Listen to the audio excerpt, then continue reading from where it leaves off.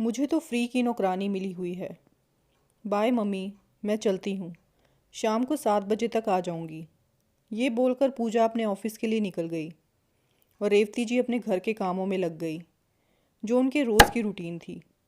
उनका बेटा और बहू एक प्राइवेट कंपनी में जॉब करते थे। दोनों की लव मैरिज थी और उनकी शादी को भी 6 महीने ही हुए थे। विकास तब काफ़ी छोटा था जब उसके सिर से पिता का साया उठ गया। तब से रेवती जी ने अपने बेटे को अकेले ही पाला पोसा था। पहले रेवती जी खुद भी जॉब करती थी और साथ में घर और विकास को भी संभालती थी, इसलिए वो नौकरी पेशा औरतों की परेशानी अच्छे से जानती थी। विकास ने बड़े होने के बाद सारी जिम्मेदारी अपने कंधों पर ले ली और माँ से बोला कि अब तुम आराम करो, अब मैं घर की जिम्मेदारी अच्छे से संभाल सकता हूँ। रेवती जी ने नौकरी तो छोड़ दी, लेकिन उन्हें खाली बैठने की आदत नहीं थी, क्योंकि उन्होंने सारी ज़िंदगी नौकरी की थी, तो उन्हें खाली बैठना खलता था। उन्हें बिज़ी रहने की आदत थी, इसलिए उन्होंने घर पर रहकर ही बिज़ी रहने का एक तरीका निकाला। उन्हें खाना बनाना बहुत पसंद था।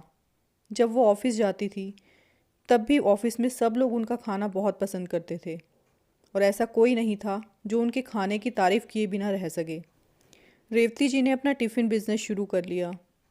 विकास को माँ का यूँ खाना बनाकर लोगों को देना बिल्कुल पसंद नहीं था। वो अपनी माँ को हमेशा बोलता था कि माँ, तुम ये काम क्यों करती हो? तुम्हें किसी चीज़ की कोई कमी नहीं है, फिर ये काम करना ज़रूरी है क्या? और रेवती जी हमेशा एक ही बात बोलती थी कि मैं ये काम बिज़ी रहने के लिए करती हूँ, मुझे खाली रहना बिल्कुल पसंद नहीं है, और फिर खाना बनाने का मुझे बहुत शौक़ है, और अगर इससे मेरा शौक़ पूरा होता है और साथ में 2 पैसे आते हैं तो इसमें हर्ज़ ही क्या है। पूजा के आने के बाद भी रेवती जी पूरे घर का काम अकेले ही करती थी। पूजा आज के ज़माने की मॉडर्न लड़की थी। उसे भी सास का टिफ़िन बिज़नेस बिल्कुल पसंद नहीं था। एक दिन वो बोली कि माँ, आप अपने आप को बिज़ी रखना चाहती हैं, इसमें कोई बुराई नहीं है, लेकिन कम से कम कोई स्टैंडर्ड का काम तो करती। आपने ये जो टिफ़िन सर्विस शुरू की है, आप जानती भी नहीं इससे हमें कितनी शर्मिंदगी महसूस होती है। रेवती जी बोली, बहू, इसमें शर्मिंदगी कैसी? मैं तुम दोनों का भी तो टिफ़िन तैयार करके देती हूँ और तुम्हारे घर आने से पहले घर का सारा काम भी कर देती हूँ, और मुझे खाना बनाने में खुशी मिलती है। पूजा रेवती जी की पूरी बात सुने बिना ही अपने कमरे में चली गई, और ये पहली बार नहीं हुआ था। दरअसल पूजा जान चुकी थी कि उसकी सास बहुत ही सीधी सादी है। वो पलटकर उसे कभी जवाब नहीं देती थी और इसी बात का वो पूरा फ़ायदा उठाती थी। जब भी पूजा को अपने सास से कोई काम करवाना होता था, तो वो अपनी चिकनी चुपड़ी बातों में उन्हें फंसा लेती थी और फिर जो चाहे काम उनसे करवा लेती थी। जैसे कि कई बार उसका कुछ खाने का मन कर रहा है या फिर उसका कोई कपड़ा फटा है तो उसे सिलने के लिए बोल देती थी। रेवती जी ने विकास और पूजा में कभी कोई फ़र्क नहीं किया, लेकिन बदले में पूजा ने कभी उन्हें माँ जैसा प्यार नहीं दिया। पूजा आज अपनी कुछ सहेलियों को घर लेकर आई और रेवती जी ने भी उनको पूरे आदर सम्मान से बिठाया और वह सबके लिए नाश्ता लेने रसोई में चली गई।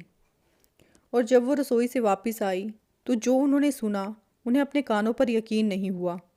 उन्होंने पूजा को अपनी बेटी से बढ़कर माना था, लेकिन बदले में आज जो उन्हें मिला, उन्होंने कभी अपने सपने में भी नहीं सोचा था।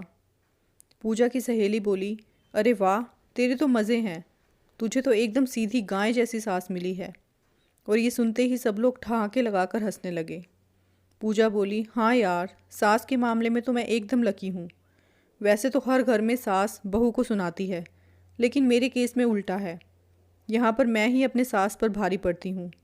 तुम सब देख ही रहे हो, यहाँ मैं आराम से बैठी हूँ और मेरी सास हम सबके लिए नाश्ता लेने रसोई में गई है।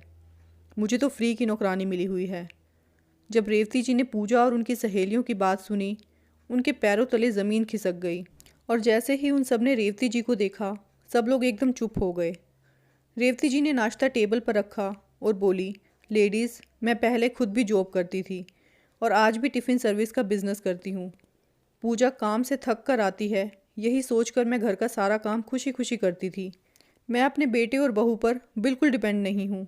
रेवती जी पूजा से बोली, बहू, कल से तुम अपना टिफ़िन खुद ही बना लेना, और अगर कभी कपड़े फट जाएं तो खुद ही सिल लेना, और साथ ही अगर कुछ नया खाने का मन करे तो वो भी खुद ही बना लेना। पूजा बोली, सॉरी माँ, मेरे बोलने का वो मतलब नहीं था। पूजा ने एक बार फिर से वही सोचा कि मैं मीठी मीठी बातों में अपनी सास को फंसा लूँगी। लेकिन इस पर वैसा नहीं हुआ।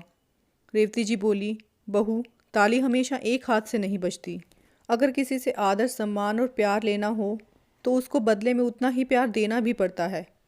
मैंने कभी तुम में और विकास में कोई फ़र्क नहीं किया, लेकिन आज तुमने मुझे फ़र्क अच्छे से समझा दिया। पूजा माँ माँ पुकारती रही, लेकिन रेवती जी ने उसकी एक भी बात नहीं सुनी। पूजा की बातें उनके मन में तीर की तरह चुभ चुकी थी और जो चाह कर भी वो नहीं बुला सकती थी। दोस्तों, कुछ लोग अक्सर भूल जाते हैं कि शरीफ लोगों की शराफत का इतना भी फ़ायदा ना उठाएं कि उनका अपनी अच्छाई पर से ही विश्वास उठ जाए। रेवती जी ने कभी अपनी बहू के साथ बुरा नहीं किया, लेकिन बदले में जो उन्हें मिला वो उन्हें अंदर तक तोड़ चुका था। दोस्तों, कहानी को अंत तक सुनने के लिए बहुत बहुत धन्यवाद। कहानी कैसी लगी अपनी राय ज़रूर देना। साथ ही चैनल को सब्सक्राइब, वीडियो को लाइक और शेयर भी कर देना। Thank you for watching this video.